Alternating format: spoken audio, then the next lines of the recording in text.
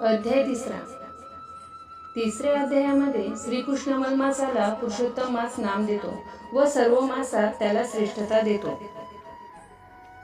श्रीकृष्ण युधिष्ठिराला म्हणाला, आता पुढे ऐक. श्रीकृष्णाने विष्णूला विचारले, हा कोण आहे, याचे नाव काय, तो का रडत आहे, त्याला कोणती दुःखे आहेत, हा गोलोकात कोणीही दुःखी नसतो, असे असता हा येथे आसवे का ढळीत आहे. विष्णू म्हणाला, हा अधिक मास आहे, याला फार मोठे दुःख आहे. काळाच्या सर्व भागांना पक्ष, महिना, ऋतू वगैरे तसेच जलाशयांना, वृक्षांना, नगरांना, डोंगरांना अधिष्ठाते देव असतात, स्वामी असतात, त्यामुळे ते पूज्य ठरतात. पण या 13व्या महिन्याला स्वामी नाही, त्यामुळे लोक त्याची अवहेलना करतात. शुभ कार्याला हा वर्ज्य आहे. रवीची गती हा महिन्यात मोजत नाही, याला मलमास म्हणतात. तो व्यक्ती रूप घेऊन आला आहे. तो आत्महत्या करणार होता तेव्हा कोणीतरी त्याला सांगितले, वैकुंठात विष्णूला भेट. तो माझ्याकडे आला, पण त्याचे दुःख तूच दूर करू शकतोस, त्याला तुझा आश्रय दे. मी माझे इतर कार्य बाजूला सारून येथे आलो आहे, तेव्हा तू याचे दुःख दूर कर. श्रीकृष्ण म्हणाले, हे भगवान विष्णू, तू याला येथे घेऊन आलास, हे फार छान केलेस, त्यामुळे तुझी फार कीर्ती होईल. मी याचा उद्धार करतो पहा. यापुढे याला माझ्या नावाने ओळखतील. मी त्याचा स्वीकार करतो. मी ज्या ज्या गुणांनी संपन्न आहे त्या त्या गुणांनी त्यालाही समृद्ध करतो.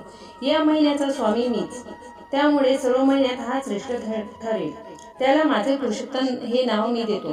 चैत्रादी मासात जी उपासना करतात ती कामिक असते, पण या पुरुषोत्तम मासात जे जे व्रत आणि उपासना केली जाईल त्यामुळे व्रतकर्त्याला सर्व सुखे तर मिळतीलच, शेवटी तो मोक्ष मिळवून गोलोकापर्यंत येईल.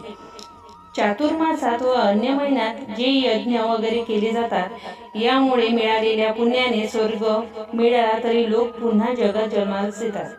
पण ह्या अधिक मासात केलेल्या उपासनेने मनुष्य माझ्या समीप येईल, त्याला पुन्हा जन्म प्राप्त होणार नाही. जो या मासाची भक्ती करेल त्याची चिंता मीच वाहील, त्यांच्या सर्व कामना व मोक्षही त्यांना लाभेल. पण जे अधिक मासाची पर्वणी आली असता कोणतेही पुण्यकर्म करणार नाही, स्नान, दान, तप, उपवास करणार नाही, ते फार मोठे दुःख भोगतील. ज्या स्त्रिया या मासात पुण्यकर्मे करतील त्यांना सौभाग्य, पुत्रसंतती, अनुकूलता इत्यादी सर्व सुख मिळेल.